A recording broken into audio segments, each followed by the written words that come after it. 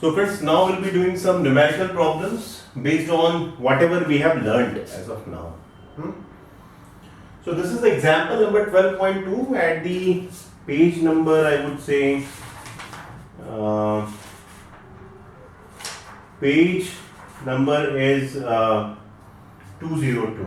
Page is 202. Okay.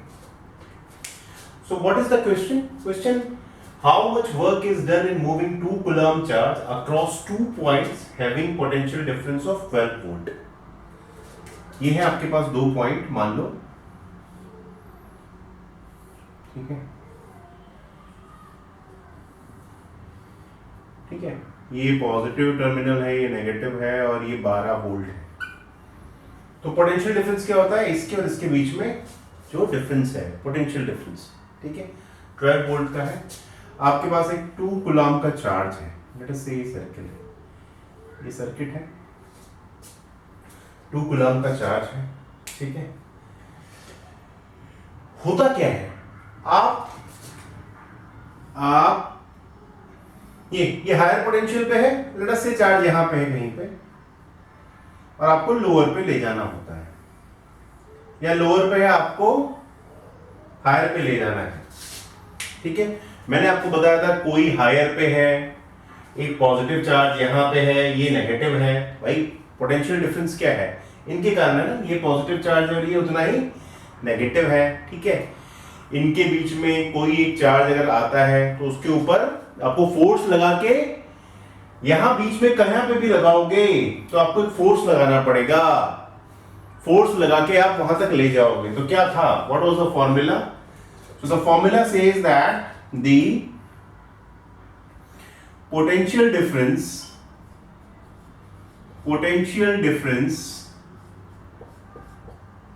difference V is equal to what? Work done, total work done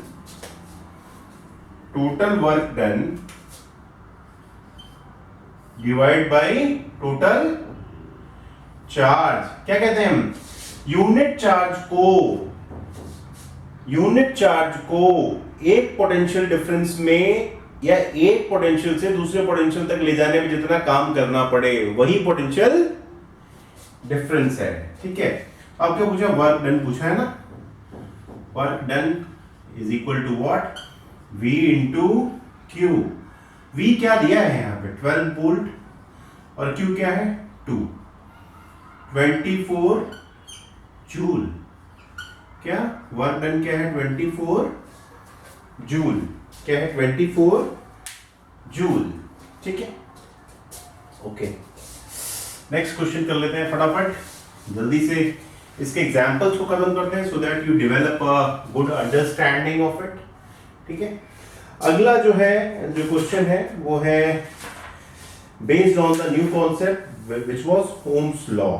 so example number 12.3 I will suggest all of you to keep the books in front of you, and it is the page number 208. The page number is 208. Page number is what? 208. I will only help you to create a good concept of it. Question you have to read there because it will take a lot of time to write a question here. So how much current will an electric bulb draw from a 220 volt source? एक electric bulb है,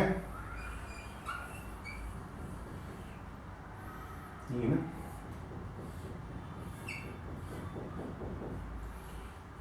जो voltage difference कितना है? 220 volt है। कितना है? 220 volt source है। If the resistance of the bulb filament is 1200 ohm, let us say कि इसका रेसिस्टेंस में यही लिख लेता हूं, ठीक है। 1200 ohm is the resistance, okay. तो how much current will the electric bulb? So पहले तो ये पूछा है कि how much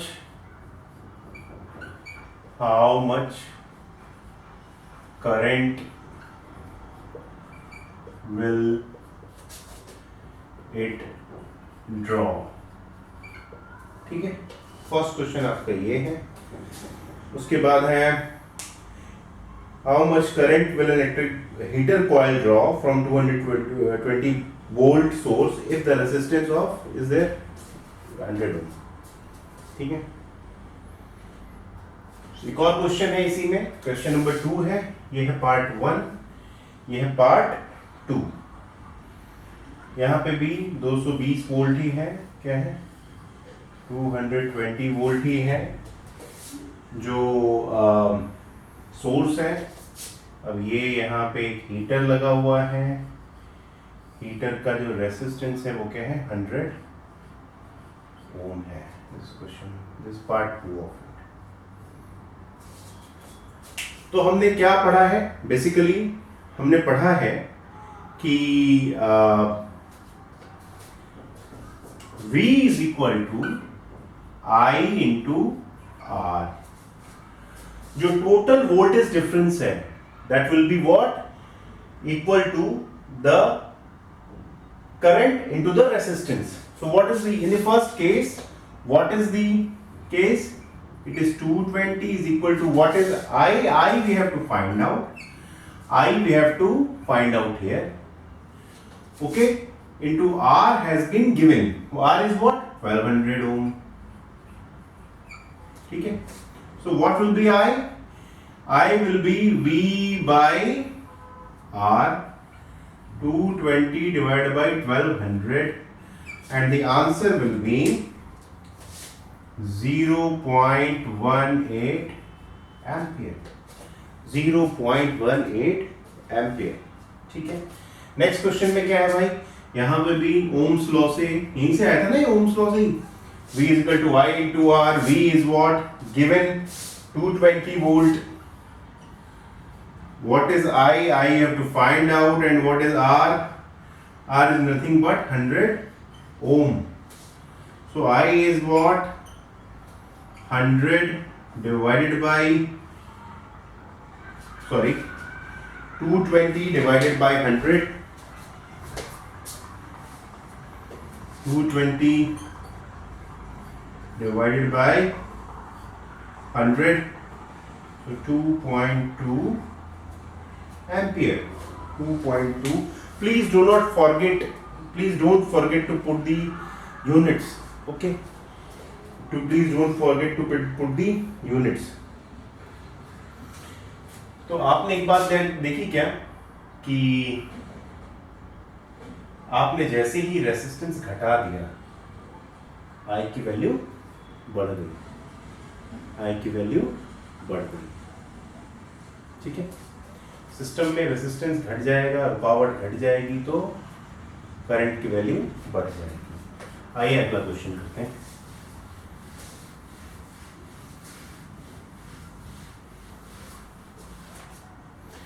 Example number 12.4 is there। Example number 12.4 is there।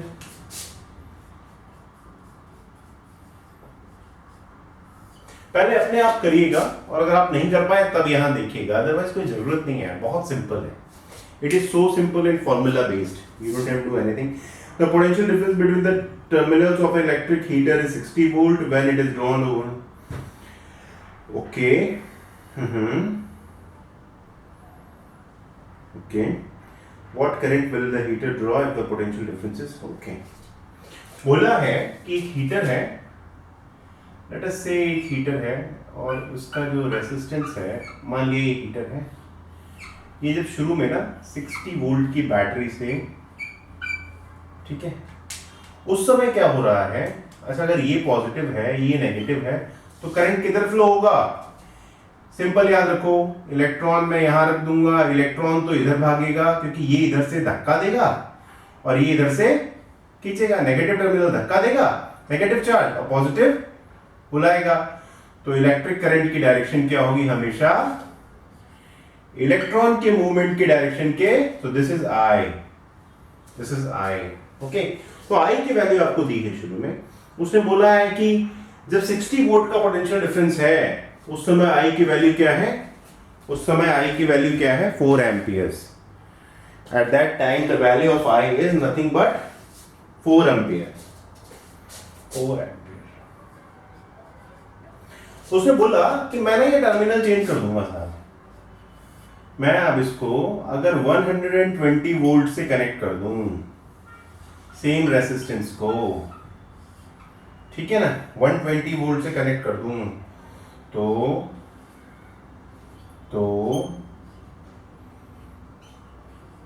Current कितनी आएगी? करंट कितनी आएगी? अच्छा, ऊपर वाले सिस्टम में आपको दो चीज दी है, V दिया है और I दिया है, R नहीं मालूम है।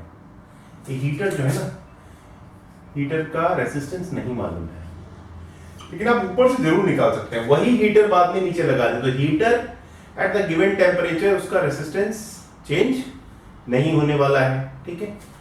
तो in the case 1 V is what? 60 volt, ठीक है sir. I is what? 4 ampere.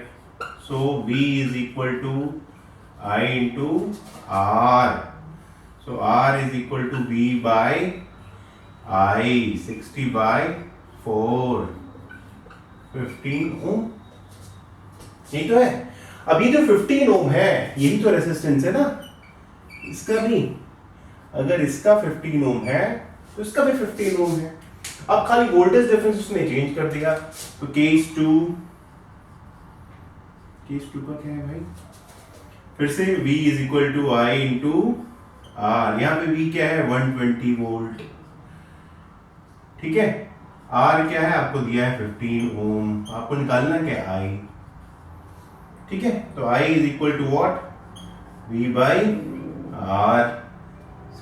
V क्या है? 120 divided by 15. What is the answer? 8 amperes. वैसे भी सिंपल था ना, रेसिस्टेंस सेम रह रहा था और आपने वोल्टेज डिफरेंस बढ़ा दिया। Resistance was same but the voltage difference was 2 times. So who will be doubled? बताया था ना भाई आपको, V is proportional to I, है ना। सो रेजिस्टेंस इज कांस्टेंट है। लेकिन अगर कोई बोल दे कि टेम्परेचर चेंज कर दिया हमने, वो 20 डिग्री पे था वो 25 डिग्री पे हो गया, then the situation will, this is applied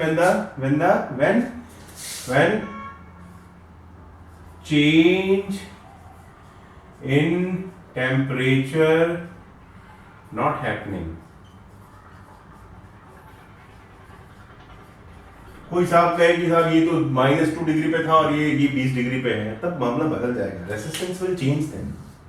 okay, ठीक है। So 12.4 is done in this way. आगे करते हैं साहब, आगे करते हैं। अगला क्वेश्चन है 12.5।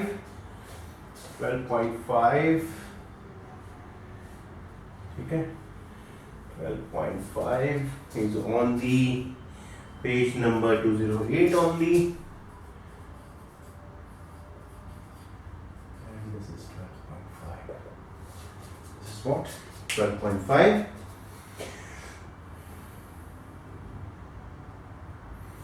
एक बोला एक मेटल वायर है, एक मेटल वायर है।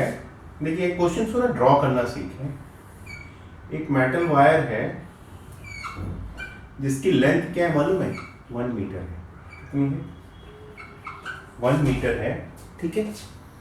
और इसका रेसिस्टेंस जो बोला है वो बोला है 26 ओम एट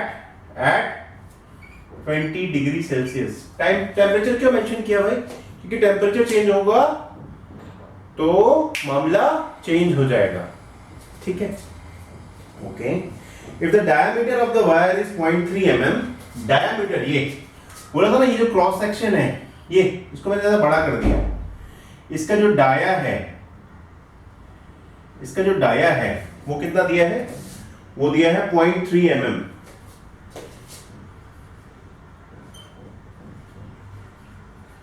ये टिप देख रहे हैं आप? टिप, ये टिप ध्यान से देखिएगा, ये टिप है। ये क्रॉस सेक्शन हमेशा क्या है? सर्कुलर होता है। तो इसका जो डाया है, डाया ये पूरा का पूरा ये 0.3 mm दिया है। तो आओ ना इसका वो निकाल लेते हैं, इसका रेडियस क्या आ जाएगा 0.3/2 mm इज इक्वल टू क्या आ जाएगा भाई, इसको ना मीटर्स में चेंज करने आ जाओ, 0.3 इंटू 10⁻³ डिवाइड बाई 2, या यूं कह लो कि 1.5 इंटू 10⁻⁴ मीटर्स। ठीक है ना, ये इसका रेडियस आ गया। चलिए साहब, what will be the resistivity of the metal at the temperature, अच्छा, using the table 10.2 predict the material of the wire। okay, सबसे पहले ना आपको रेसिस्टिविटी निकालनी है, रेसिस्टिविटी निकालनी है। तो R क्या होता है, अभी मैंने बताया था आपको, resistance is resistivity small l divide by capital A।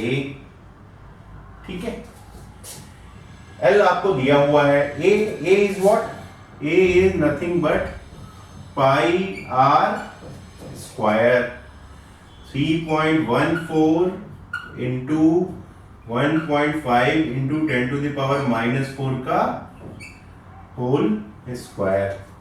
ठीक है भाई, तो जब हम इस सबको क्वेश्चन में डालेंगे, rho is what R into A divide by small l। Okay, small l की वैल्यू कोई ज्यादा फर्क नहीं है, ये क्या है 26 इंटू 3.14 इंटू 2.25 ओके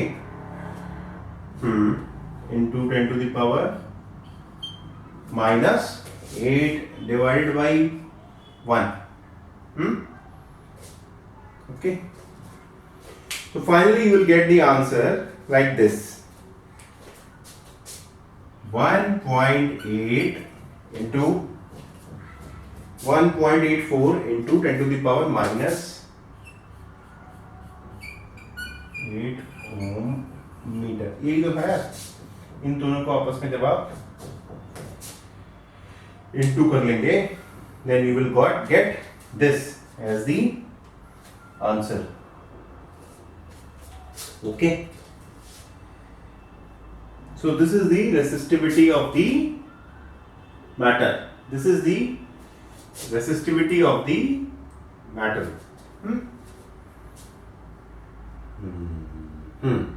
एकदम सही।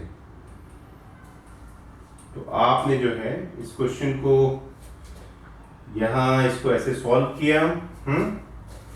अब जो है आप इसके हिसाब से अगर अपनी 12.2 अपनी टेबल को अगर आप रेफर करेंगे, referring table, so at a temperature of 20 degrees Celsius you will find that this resistivity belongs to the manganese। what? manganese। okay, चलिए, तो ये भी खत्म होता है इस तरीके से। we'll be going for the question number 12.6 now। we'll be going for the question number 12.6 now। so 12.6 says what? 12.6 is saying कि 4 ohm resistance wire is doubled on it, calculate the new resistance of the okay, 4 ohm okay, मान लीजिए एक wire है,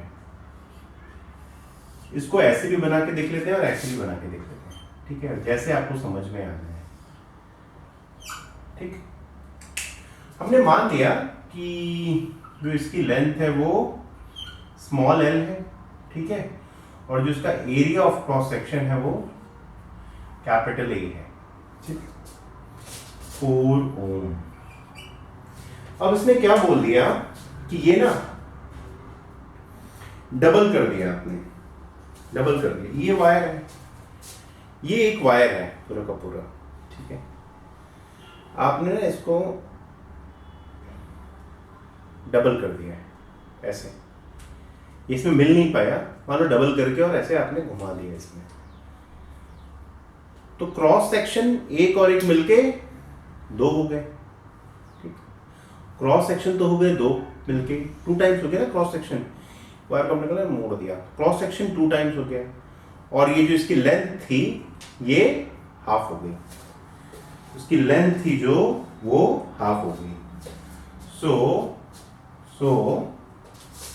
4 ओम का wire है। Are क्या है? Are क्या है? 4 ओम। ठीक है। So on doubling it's length, new length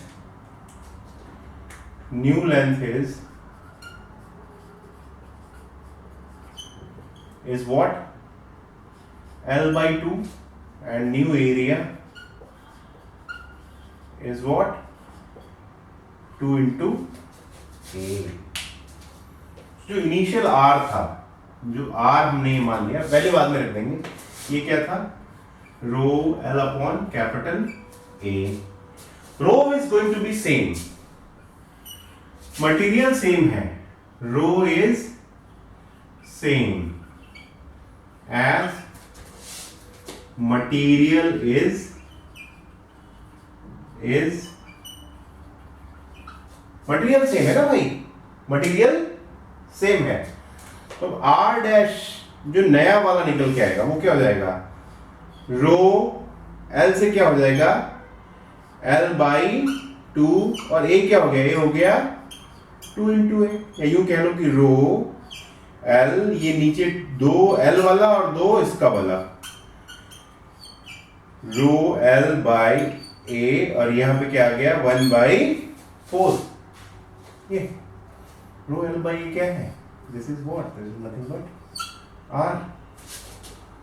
तो 1 बाई 4 इंटू R, और R की वैल्यू क्या थी? 4 ओम, यहां पे दिया हुआ। तो फाइनल आंसर क्या आ गया? 1 ओम। कहने का मतलब, अगर आपने उसको दोहरा कर दिया, अगर आपने तार को दोहरा कर दिया, तो आपका जो रेसिस्टेंस है वो 1 बाई 4 रह गया।